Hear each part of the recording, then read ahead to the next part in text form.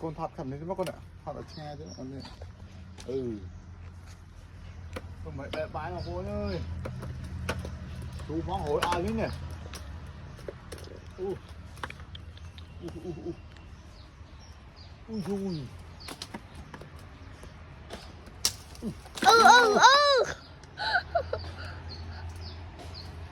Là vô cơ bật dột vào cắt.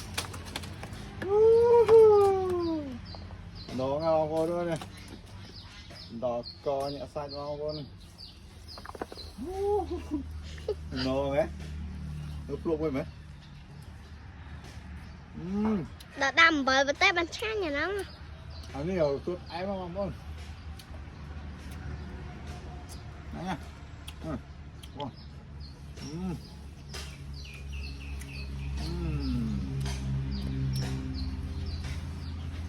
Lúc em mà cho sáng một bát này.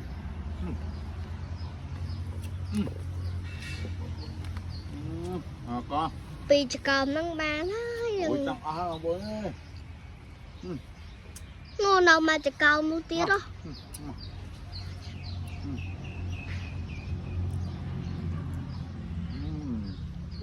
Không thơm á.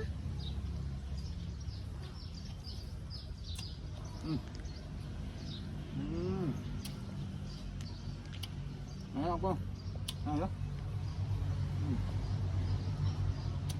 Còn đúc con rải đúng không? Là người ta xong bài đó. Con chào con. Bye bye.